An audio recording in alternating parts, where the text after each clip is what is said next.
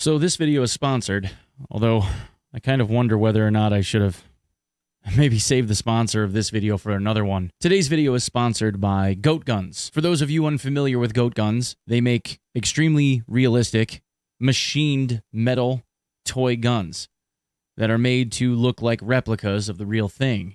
They were kind enough to supply me with these three replicas: the Barrett Model 82A1, replica M4, and the back-to-back World War champion, chambered in God's caliber, courtesy of John Moses Browning, the SR 1911. The cool thing about these is that they come in just a kit with a handful of parts. And the thing that I found surprising was, even though I had to assemble it, it was not difficult. The instructions for assembly were very easy to follow, and I was actually extremely surprised at the amount of precision and quality of the materials that were involved in putting this together, and they look awesome. In the case of this particular sponsorship, I don't have any type of promo code or anything to give you for a discount or an affiliate link or anything like that in terms of direct support. The folks at Goat Guns more or less just paid me to do this ad for you guys. So I want to say a special thank you to the guys over at Goat Guns for letting me do this ad for them. And thank you to you guys if you end up kind of going and checking them out at goatguns.com. Give them some love because they were kind enough to give me some love. Appreciate you guys. Thanks. So anyway, for the purpose of this video, I wanted to recount some of the things that happened during the Twitch Rivals event. I want to first and foremost say that Rivals itself was a blast. I could not have had a better time. My teammates were fantastic people. Competition was awesome. I know that I'm a little bit older in terms of the average age for a gamer, but I really enjoyed going up against guys that were younger and more talented and still be able to offer some type of strategic take on how we wanted to go about doing things, and how BSG was able to supplement a more strategic mind in the case of Tarkov to be able to be successful by taking a different angle than just kind of shift Wing through a map and lighting people up. I'm not good at that, which means that in a pure tournament like the Punisher, I would not have been someone that performed very well. There were some moments that were not so palatable, I guess would be a good word. And the issue that I take is more so with, I guess, members of the community, anybody that was involved on the streaming side of things. Nor do I slight anyone in the core of the communities of the people that I'm going to mention. Specifically, this relates to Landmark and Clean. And well, I guess the easiest way to do this would be to show you guys what happened in the case of Landmark. Can't do that. You need to take damage. Apparently it's just every fucking raid. Oh, here they come. They're down the stairs. Down the stairs. Keep forgetting that shit. Dropped one. Somebody just ratted me, dude. With a fucking... Somebody just ratted me at the bunkers. And to also show you what happened in the case of Clean. I just killed a scav with a flashbang round somehow. I don't... Ow. Oh, player. I'm dead. Fuck. Somebody extract camped me. He's dead? I think he had a tank battery in his ass. Bitch! Really? Yeah. What extract were you? I was going towards Ermacom. I have no idea where the fuck he was from. It's probably Onepeg. Bet. Was it? Yep, it was. So for those of you unfamiliar with the Rivals format, the way it worked was in the first half of Rivals, there was a qualifier, a 4-round qualifier on reserve, where people were trying to fill out bingo board sheets. The second half was playoffs.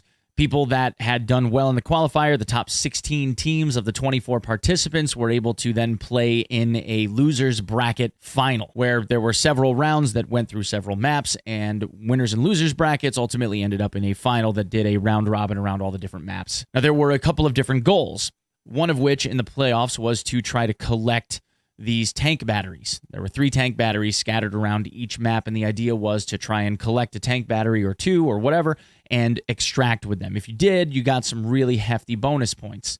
Now, there were points for scav kills and scav bosses, as well as PMC kills and collecting dog tags, and there was even a slot carved out for the monetary value of items that you collected when you got out of a map. The first clip against Landmark happened during the qualifying rounds. Now, in this case, Landmark says that I ratted him, and we'll sidestep that for just a second. In that small window of that clip, it looks like I had been lying in wait for him to just kind of come across my path, or anyone else for that matter, and dive on whoever was nearby. But that's not actually what happened, and I'll show you what I mean. Yeah, I don't have eyes on the right side doors. Yeah, I got right side. All right, I'm gonna just in case. On your side? Yeah. We're in the middle right now. Got a supplier player across in white knight in the top left window. In the top left window. Yo, get the I don't have a zoom. Just in case there was somebody thinking about coming out that side. I got the ammo now. All right, I'm running over to you. Oh, getting shot at. Somebody's trying to light me up from the tower. Tower is dome. Somebody's at dome trying to light me up right now. I don't think whoever's sitting on the tower would give up that position if they knew that they had me pinned. I wouldn't. Yeah, I'm done. All right, let's make it to that tower. Get Tony in the So tower. what did I score? I was throwing bushes for us too, man. All right, I'm gonna pre-paint. I'm gonna try and get the fuck out of here. All right, I'm gonna fucking go.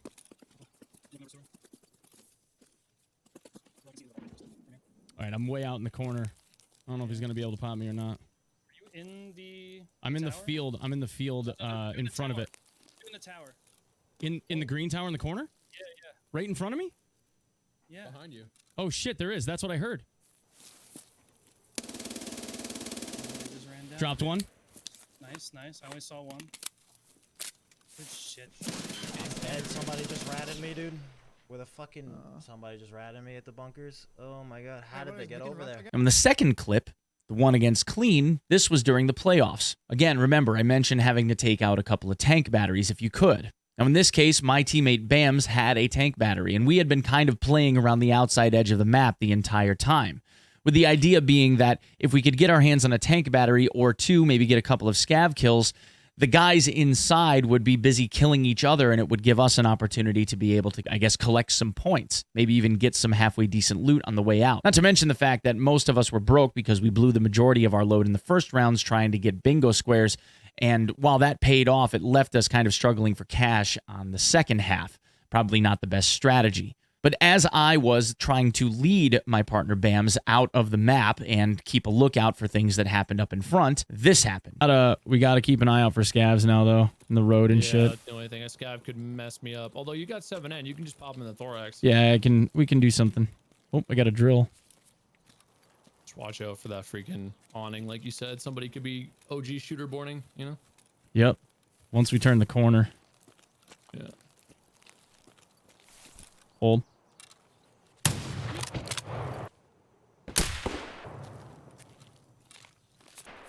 He just aggroed on somebody when I shot him.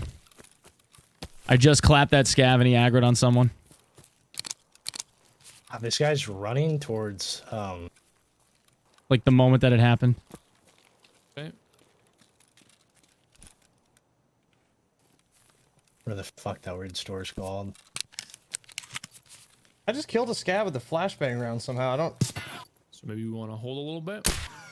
Ow. I'm dead. Oh, player? He's dead? I think he had a tank battery in his ass. Fuck. Somebody extract camped me. Bitch. Really? Oh, no way. Yeah, I think I clapped him just now. Yeah. What extract were you? I was going towards Ermacom. I have no idea where the fuck he was from. It was probably Onepeg. Bet. Was it? Yep, it was.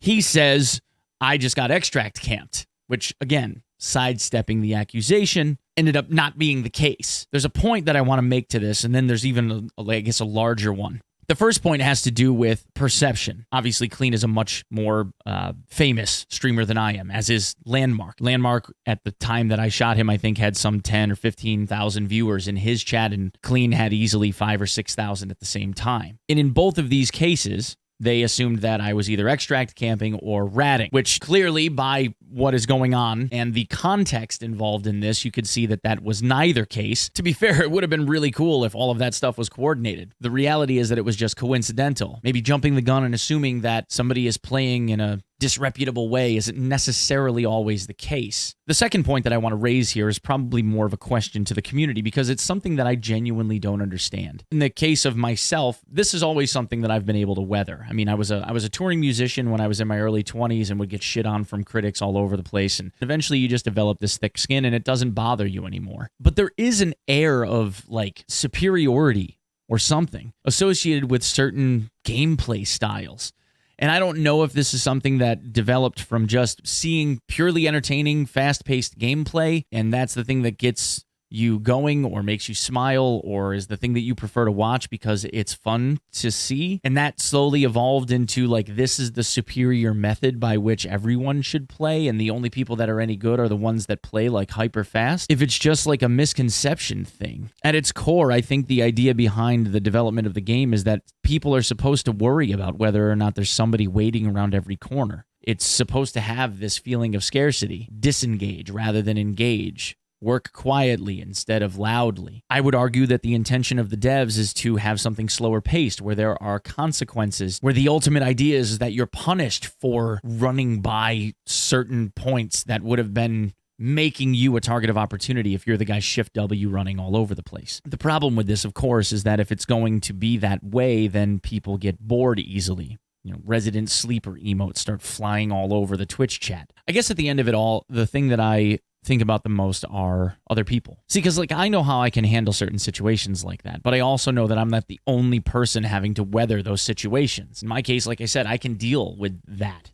I just turn it into a big joke and crack on people that are acting like morons. But there is something to be said about people telling you that you should die. And there were quite a few people that day that mentioned something about killing myself, or that my family must be super proud of me, or that I'm too old for video games, or, I mean, the list goes on and on and on. And like I said, this doesn't personally affect me. I genuinely worry about other people, because there are people that even stream Tarkov, that may not be able to handle that type of criticism. And of course, there are steps that people can take to have to squelch that kind of stuff. But if you don't see it coming, ill wishes, I guess we could say, end up working their way into somebody's Twitch chat before they can make those steps, like making it sub-only mode and all those other things. Now, those people, or you, if you're watching this and saying those negative things, ends up emotionally harming somebody else. And we've already seen what happens to personalities that struggle with depression and anxiety and whatnot. I mean, shit. Just look up Atika. And obviously this is an extreme, and I'm not necessarily saying that that would be the turnout every single time somebody says something disparaging in somebody's Twitch chat. Streamers are overly sensitive and they should be able to handle it and whatever, bro. People on the internet are still people. They still have feelings. And the things that you say to them, even in Twitch chat, maybe even not your individual piece. Maybe that's just another like, in the ear of somebody. One bee sting, not the worst thing in the world. 1,000 bee stings, right? Anyway, guys, that's what I've got. Thank you for your time. I don't know if this is going to help. Maybe I'm just being a bitch. Maybe I don't have enough clout for this, but saying it anyway. Fuck it. We'll see you in the next video, and I'll see you on stream. All right? Peace.